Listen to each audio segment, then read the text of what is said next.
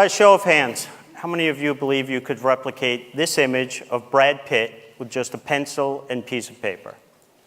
Well, I'm going to show you how to do this. And in so doing, I'm going to give you the skill necessary to become a world-class artist. And it shouldn't take more than about 15 seconds. But before I do that, how many of you believe you could replicate this image of a solid gray square? Every one of us. And if you can make one gray square, you can make 2, 3, 9. Truth of the matter is, if you could make just one gray square, it'd be very difficult to argue that you couldn't make every gray square necessary to replicate the image in its entirety. And there you have it. I've just given you the skill necessary to become a world-class artist. Now, I know what you're thinking. That's not real art. Certainly wouldn't make me a world-class artist. So let me introduce you to Chuck Close.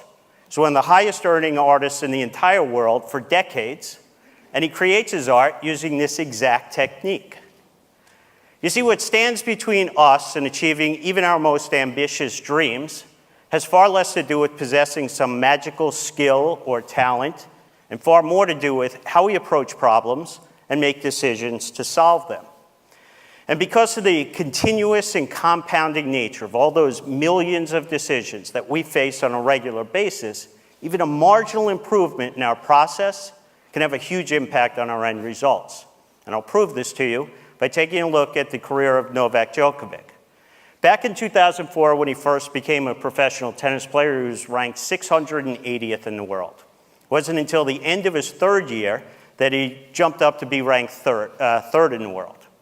He went from making $250,000 a year to $5 million a year in prize money alone, and of course he did this by winning more matches. In 2011, he became the #1 ranked men's tennis player in the world, started earning an average of $14 million a year in prize money alone, and winning a dominating 90% of his matches. Now here's what's really interesting about all of these very impressive statistics. Novak doesn't control any of them. What he does control are all the tiny little decisions that he needs to make correctly along the way in order to move the probability in favor of him achieving these types of results. And we can quantify and track his progress in this area by taking a look at the percentage of points that he wins. Because in tennis, the typical point involves 1 to maybe 3 decisions. I like to refer to this as his decision success rate. So back when he was winning about 49% of the matches he was playing, he was winning about 49% of the points he played. Then to jump up, become #3 in the world, and actually earn $5 million a year for swinging a racket, he had to improve his decision success rate to just 52%. Then to become not just #1, but maybe one of the greatest players to ever play the game, he had to improve his decision success rate to just 55%. Now, I keep using this word just. I don't want to imply this is easy to do. Clearly, it's not. But the type of marginal improvements that I'm talking about are easily achievable by every single one of us in this room. And I'll show you what I mean. From kindergarten all the way through to my high school graduation, yes, that's high school graduation for me, every one of my report cards basically said the same thing. Stephen's a very bright young boy. If only he would just settle down and focus. What they didn't realize was I wanted that even more than they wanted it for me. I just couldn't. And so from kindergarten straight through the second year of college, I was a really consistent C minus student. But then going into my junior year, I'd had enough. I thought, I want to make a change. I'm going to make a marginal adjustment. And I'm going to stop being a spectator in my decision-making and start becoming an active participant. And so that year, instead of pretending again that I would suddenly be able to settle down and focus on things for more than 5 or 10 minutes at a time, I decided to assume I wouldn't. And so if I wanted to achieve the type of outcome that I desired, doing well in school, I was going to actually have to change my approach. And so I made a marginal adjustment. If I would get an assignment, let's say read 5 chapters in a book, I wouldn't think of it as 5 chapters. I wouldn't even think of it as 1 chapter. I would break it down into these tasks that I could achieve that would require me to focus for just 5 or 10 minutes at a time. So maybe 3 or 4 paragraphs, that's it. I would do that. When I was done with those 5 or 10 minutes, I would get up. I'd go shoot some hoops, do a little drawing, maybe play video games for a few minutes. And then I'd come back. Not necessarily to the same assignment, not even necessarily to the same subject, but just to another task that required just 5 to 10 minutes of my attention. From that point forward, all the way through to graduation, I was a straight A student. Dean's List, President's Honor Roll, every semester. I then went on to one of the top graduate programs in the world for finance and economics. Same approach, same results. So then I graduate. I start my career, and I'm thinking, this worked really well for me. You know, you take these big concepts, these complex ideas, these big assignments, you break them down to much more manageable tasks. And then along the way, you make a marginal improvement to the process, you nudge the odds of success in your favor. I'm going to try and do this in my career. So I did. I started out as an exotic derivatives trader at Credit Suisse. It then led me to be global head of currency option trading for Bank of America, global head of emerging markets for AIG International. It helped me deliver top-tier returns as a global macro hedge fund manager for 12 years and to become founder and CIO of 2 award-winning hedge funds. So it gets to 2001, and I'm thinking, this whole idea, it worked really well in school. It's been serving me well as a professional. Why aren't I applying this in my personal life? Like to all those big, ambitious goals I have for myself. So one day, I'm walking to work, and at the time, my commute was a walk from one end of Hyde Park to the other in London. It took me about 45 minutes each way. Hour and a half a day, 7.5 hours a week, 30 hours a month, 360 hours a year when I was awake, aware, and basically wasting time listening to music on my iPod. So on my way home from work that day, I stopped at the store. I picked up the first 33 CDs in the Pimsleur German language program, ripped them and put them onto my iPod. But I didn't stop there. Because the truth of the matter is, I'm an undisciplined person. And I knew that at some point, I'd switch away from the language and go back to the music. So I removed that temptation by removing all of the music. It left me with just one option: listen to the language tapes. So 10 months later, I'd listened to all 99 CDs in the German language program, listened to each one 3 times each. I then went to Berlin for a 16-day intensive German course. When I was done, I invited my wife and kids to meet me. We walked around the city. I spoke German to the Germans. They spoke German back to me. My kids were amazed. I mean, that couldn't close their jaws. But you and I, we know there's actually nothing amazing about what I just done. I made this marginal adjustment to my daily routine, this marginal adjustment to my process. Und jetzt, ich spreche ein bisschen Deutsch. And now I could speak some German. And so in that moment, I'm thinking, it's not supposed to be this easy for a guy like me, an old guy, to learn a new language. You're supposed to have to do that when you're a kid. And yet here I had done it, this marginal adjustment. So what other big, ambitious goals I've been holding on to, putting off until retirement, that I could potentially achieve if I just made a marginal adjustment to my routine? So I started doing them. I earned my auto racing license. I learned how to fly a helicopter, did rock climbing, skydiving, and learned how to fly planes aerobatically. Well, if you're like me, back in 2007, you might have the same goal I had. I was just moving back from London. I was about 25 pounds overweight and out of shape, and I wanted to rectify that.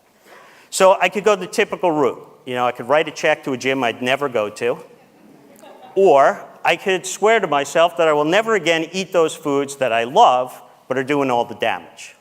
And I knew that going that route rarely results in the outcome you desire. So I decided to become an active participant. And I thought about the habits and passions that I've developed over the course of my life. And I thought, can I make just a marginal adjustment to them so that they work in my favor as opposed to against me? And so I did. I've got this habit where I've been walking an hour and a half a day for the last 7 years. And I've got this passion for being in the outdoors. And so that year, I didn't actually set the New Year's resolution to lose 25 pounds. I set a resolution to hike all 33 trails in the front country of Santa Barbara's mountains. And I'd never been on a hike before in my life. But the truth of the matter is, it's not about the 33 trails. You have to break this big, ambitious goal down into these more manageable decisions, the types of decisions that need to be made correctly along the way in order to improve the odds of achieving the type of outcome you desire. It's not about even one trail. It's about those tiny little decisions, like when you're sitting at your desk, putting in just a little extra time at the end of a day.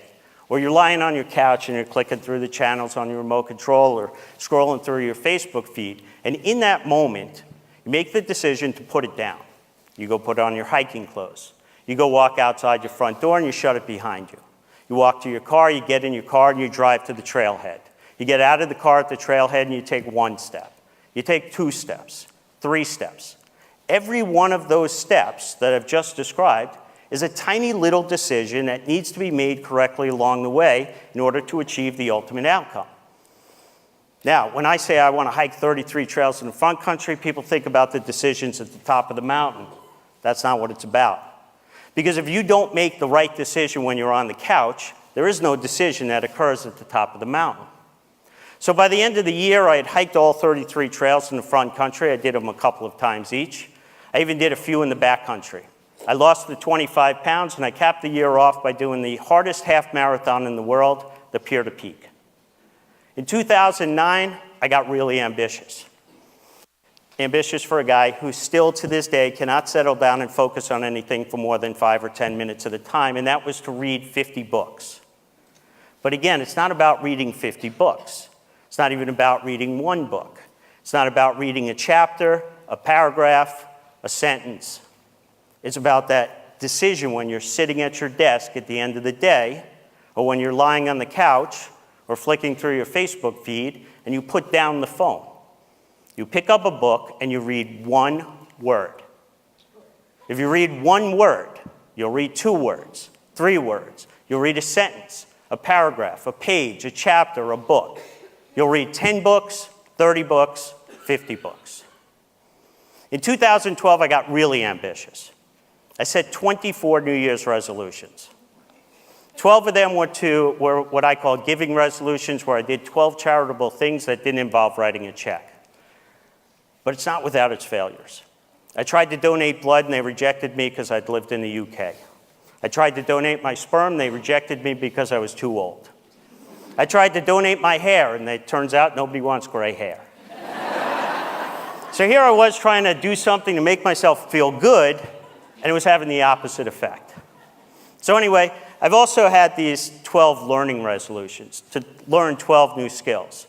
And when I was done with unicycling, parkour, slacklining, jumping stilts, and drumming, my wife suggested I learn how to knit. And I'll be honest, I wasn't all that passionate about knitting. But one day I'm sitting under this 40-foot tall eucalyptus tree that's 2.6 miles up the Cold Spring Trail in Santa Barbara, and I'm thinking, that tree would look really cool if it were covered in yarn. And so I went home and I Googled this, and it turns out this is a thing people do. It's called yarn bombing. You wrap these public structures with yarn. And the 2nd annual International Yarn Bombing Day was just 82 days away. So for the next 82 days, no matter where I was, if I was in a board meeting, on the trading floor, in an airplane, or in the hospital, I was knitting, 1 stitch at a time. And 82 days later, I had done my first ever yarn bomb.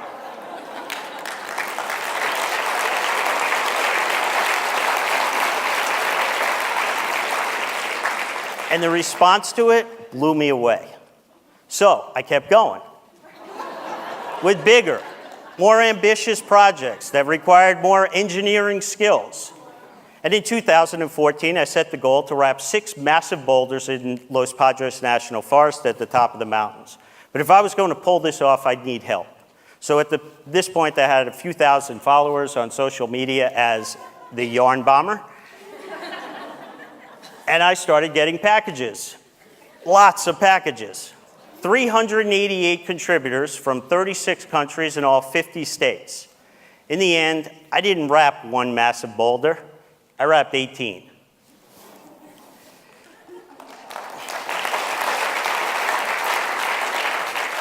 So I kept going.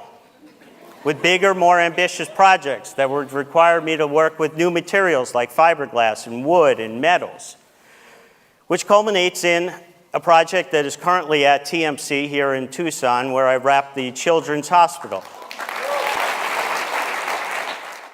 Along the way, I stopped knitting. I never really liked it.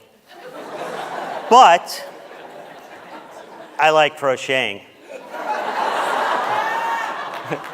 So I started making these 7-inch granny squares, because that's the standard granny square. And I thought along the way, why am I stopping at 7 inches? I need big stuff. So I started making bigger granny squares. And one day I come home from a business trip, and I've got this really large granny.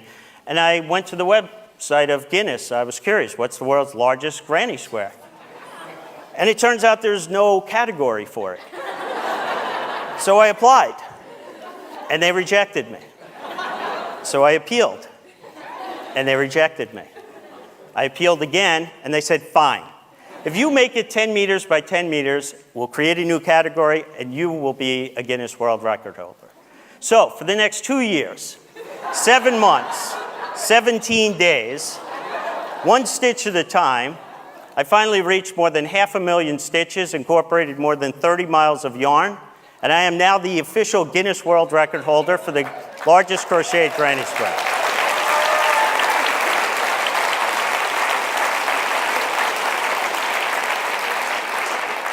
Along the way, I've garnered an awful lot of attention for my escapades. I've been featured in Newsweek magazine, Art News, which is kind of the Bible for artists. But what I want you to realize when you hear these things, I'm still that C- student. I'm still that kid who can't settle down or focus for more than 5 or 10 minutes at a time. And I remain a guy who possesses no special gift of talent or skill. All I do is take really big, ambitious projects that people seem to marvel at, break them down to their simplest form, and then just make marginal improvements along the way to improve my odds of achieving them. And so the whole reason I'm giving this talk is I'm hoping to inspire several of you to pull some of those ambitious dreams that you have for yourself off the bookshelf and start pursuing them by making that marginal adjustment to your routine. Thank you.